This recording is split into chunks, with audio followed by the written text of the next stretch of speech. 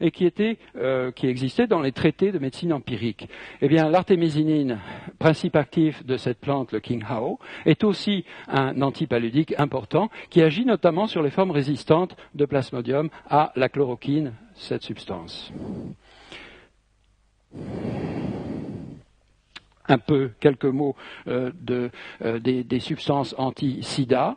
Le virus du sida est composé d'ARN. C'est un virus qui contient des acides ribonucléiques. Ces acides ribonucléiques peuvent, après fusion de la particule virale avec le lymphocyte, glisser entre guillemets, bien sûr, les acides ribonucléiques dans le lymphocyte T4, qui est un lymphocyte tueur du système immunitaire, et injecter donc ces particules d'ARN, ainsi que des enzymes, la reverse transcriptase qui va transformer l'ARN en ADN. L'ADN va être intégré dans l'ADN du noyau du lymphocyte pour former finalement des ARN messagers et des protéines qui vont être clivées par la protéase, qui est une enzyme, une protéine délivrée aussi par le virus. Donc il va y avoir un détournement de la machinerie cellulaire de la cellule hôte pour former des nouvelles particules virales, pour multiplier finalement à l'intérieur du lymphocyte T4 un très grand nombre de particules qui vont faire éclater la cellule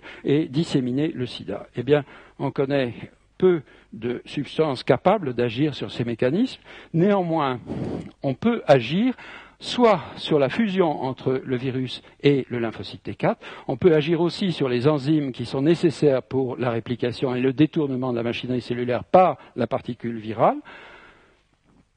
Jusque-là, on connaissait surtout ce que l'on appelle des nucléosides, c'est-à-dire ce type de substance, comme l'AZT, vous en avez sans doute entendu parler, l'azidothymidine ou zidovudine, ou d'autres nucléosides qui possèdent une bonne activité parce qu'ils inhibent l'intégrase, ils inhibent la reverse transcriptase nécessaire au changement ARN-ADN.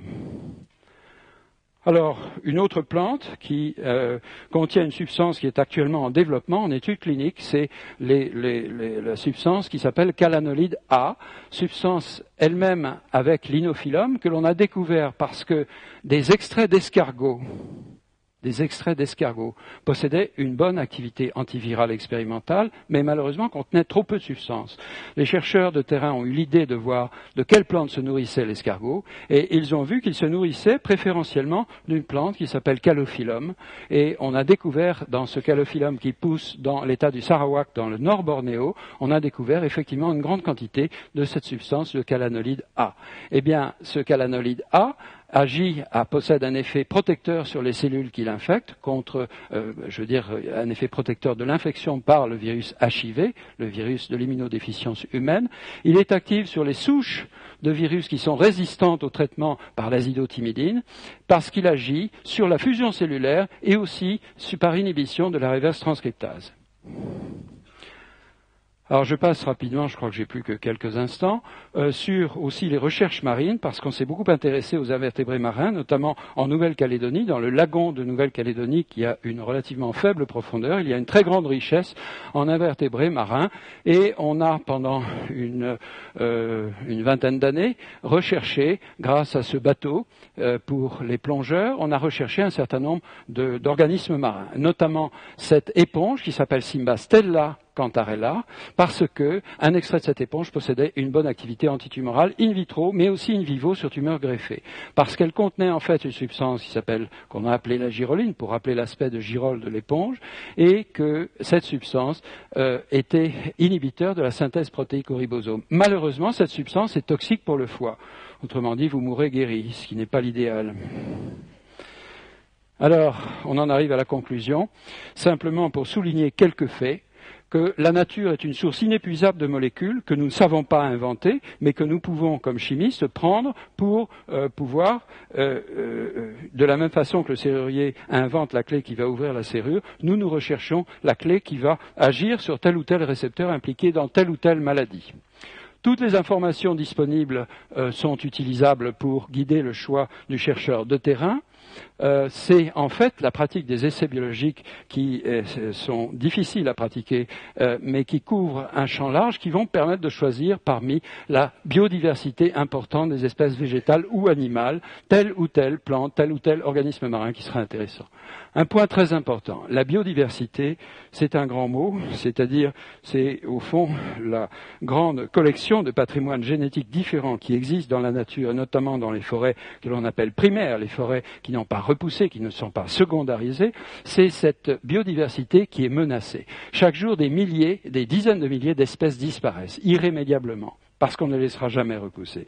Vous avez entendu parler suffisamment de ces incendies gigantesques qui ont eu lieu à Bornéo et à Sumatra il y a 2 ou 3 ans, à tel point que les gens qui vivaient à Kuala Lumpur étaient intoxiqués.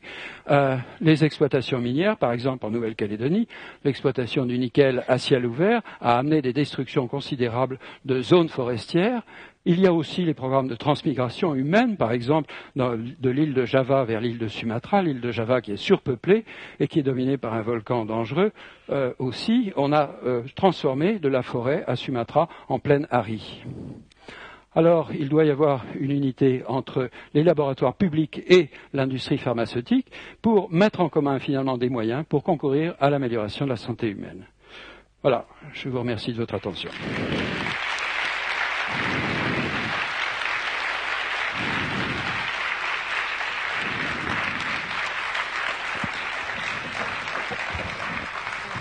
Vous m'excuserez de faire un petit peu de publicité. J'ai écrit il y a quelques années un livre qui relate un petit peu toutes ces petites histoires que j'étais obligé de raconter rapidement, qui s'appelle Plantes, molécules et médicaments, qui a été édité avec un professeur de l'enseignement secondaire, Madame Tortora, du collège Maurice Utrillo, et qui relate un peu toutes ces idées.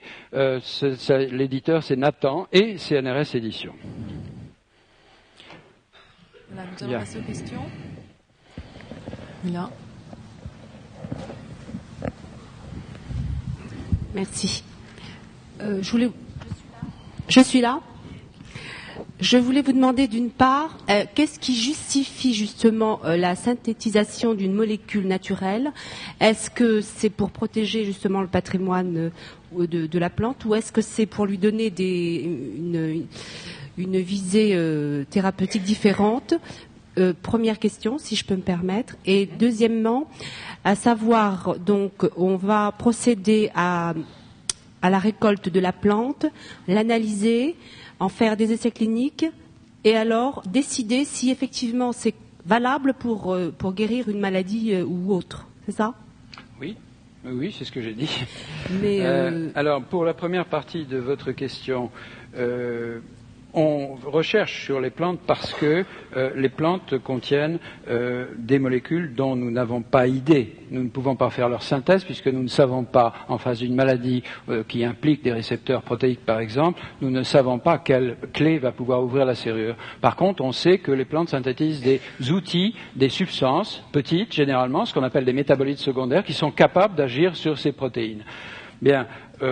Alors, on recherche sur les plantes parce que c'est intéressant, et on synthétise parce qu'on a besoin d'améliorer l'activité de la molécule, de diminuer ses effets secondaires, mais d'augmenter aussi son activité, et enfin, surtout, pour les laboratoires de l'industrie pharmaceutique, pour avoir un approvisionnement régulier dans cette substance qu'ils vont commercialiser. Ils ne peuvent pas commercialiser une substance, et puis la semaine d'après, ne plus avoir de produits à mettre sur le marché.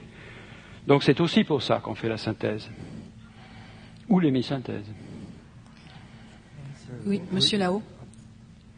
Vous avez parlé de substances actives tirées de plantes essentiellement tropicales. J'aurais voulu savoir si les flores occidentales ont été explorées ou si c'est une démarche, disons, progressive. Enfin, je suppose que lorsqu'on va explorer des plantes tropicales, ça se fait au terme d'une démarche intellectuelle qui fait qu'on va vers ces pays tropicaux, mais est-ce que les flores occidentales ont été explorées complètement? Alors, les plantes des pays tempérés ont été explorées depuis beaucoup plus longtemps, sont beaucoup mieux connues que les plantes tropicales, simplement parce que les plantes tropicales poussent souvent dans des coins très inhospitaliers auxquels on n'avait pas accès.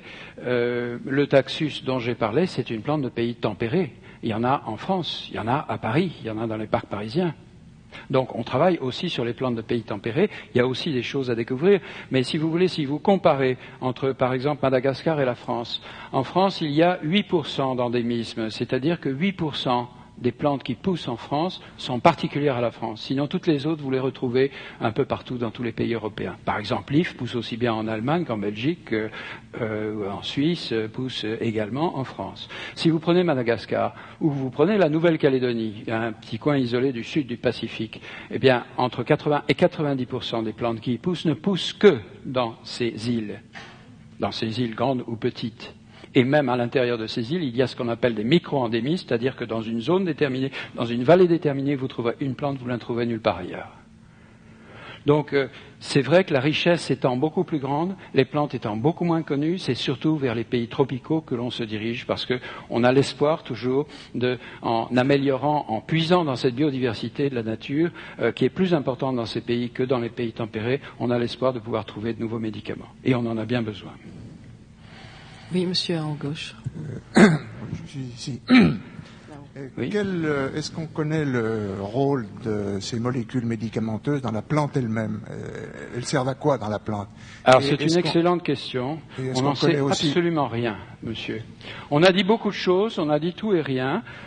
On a quelques explications. Dans certains cas, on sait que la plante a appris à synthétiser cette substance pour se défendre contre des prédateurs.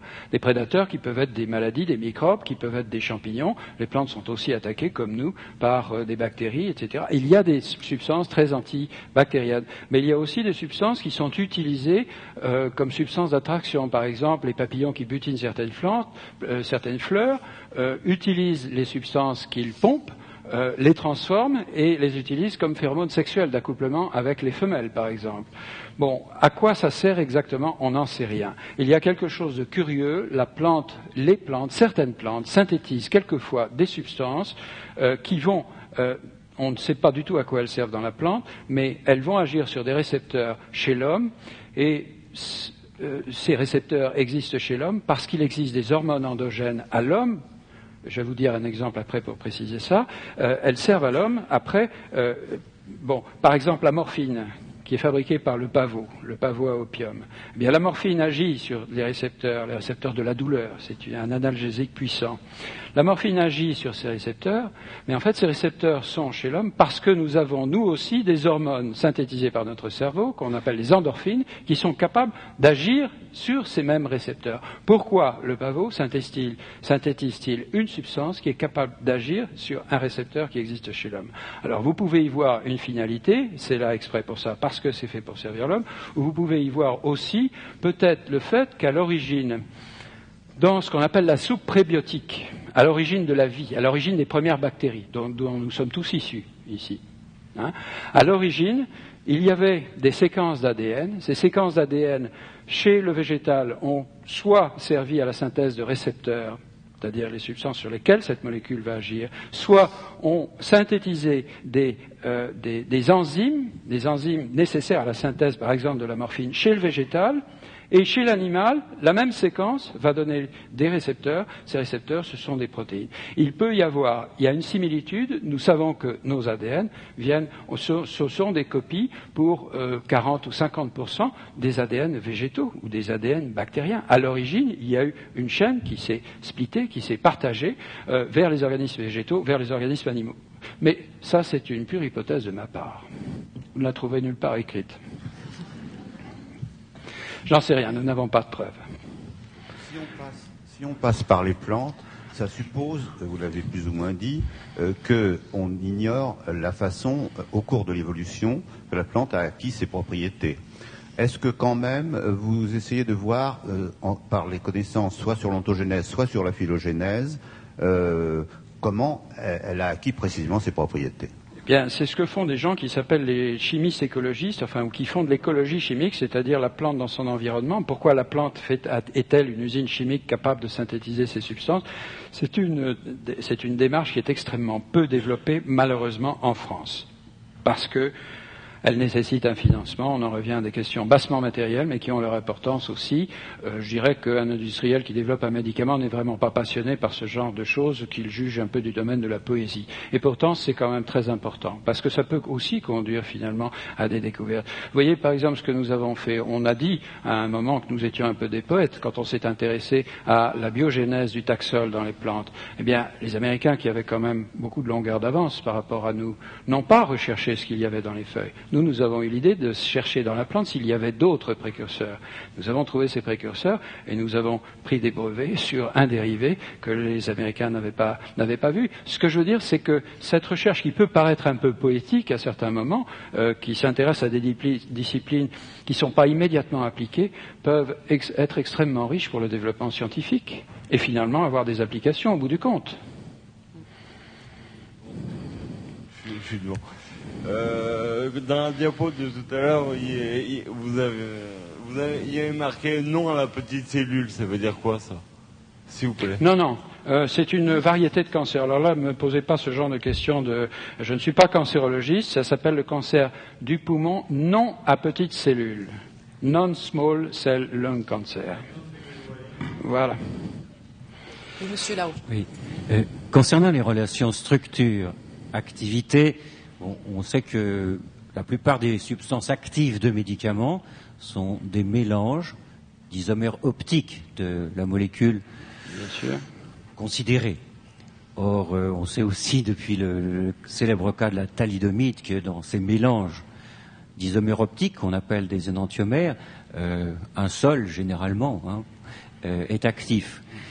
Ma question, c'est de vous demander qu'en est-il de l'actualité de la séparation de ces isomères optiques pour n'isoler que celui qui est thérapeutique et évidemment éviter celui qui peut être tératogène ou mortel. C'est l'une des raisons aussi pour lesquelles on s'intéresse aux molécules d'origine naturelle, c'est qu'elles sont fournies, c'est la nature qui fait la séparation et on n'isole que l'isomère actif. Quand on fait la synthèse, on fait ce que l'on appelle un racémique, c'est-à-dire un mélange de l'isomère droit et de l'isomère gauche, puisqu'ils font, pour les non-connaisseurs, ils font dévier la lumière polarisée à droite ou à gauche. Eh bien, ces isomères dont l'un est actif, l'autre n'est pas actif, c'est difficile de les séparer. Et on essaye d'éviter, on fait des synthèses maintenant sélectives, énantiosélectives, comme on dit, qui permettent d'obtenir majoritairement l'un des isomères et pas l'autre. Mais il y a quelques outils, néanmoins la nature le fait bien mieux que nous et avec beaucoup moins d'énergie. Madame. Vous faites de la recherche, mais vous avez tout à l'heure parlé de brevets. Il y a, dans une première phase, des enquêtes qui sont faites auprès, mettons, de guérisseurs ou de médecins traditionnels. Il va y avoir une phase de recherche et ensuite des brevets, des dividendes qui vont tomber dans l'industrie.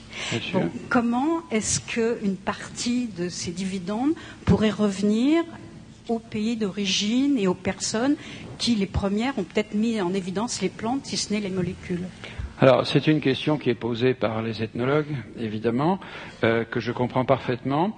Je vous mentirai par une réponse de jésuite, c'est-à-dire que quand nous travaillons par exemple avec un pays indépendant comme le Vietnam, nous avons des accords avec les organismes officiels du Vietnam, ministère de la Recherche, et lorsqu'une substance, tout ce genre de choses est prévu, lorsqu'une substance donne lieu à prise de brevet, le pays y est associé, une partie des royalties est reversée par le CNRS ou l'université, si j'appartenais à l'université, au pays partenaire, et c'est le pays partenaire qui, lui, se charge de savoir s'il garde la royalty pour lui ou s'il la reverse aux populations locales.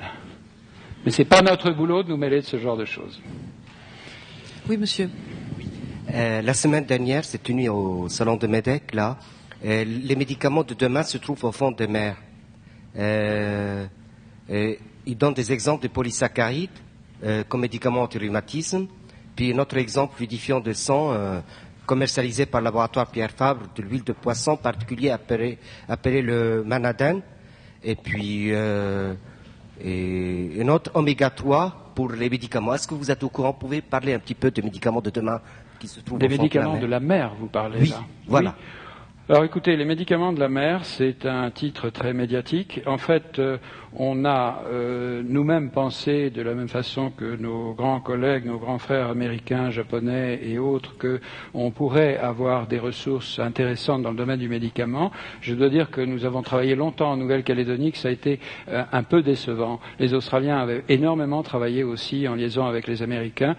Il est sorti très peu de médicaments. Il y a des substances très originales, très différentes de ce que l'on trouve dans le milieu terrestre, beaucoup plus compliquées, mais aussi beaucoup plus fragiles et la plupart du temps très toxiques.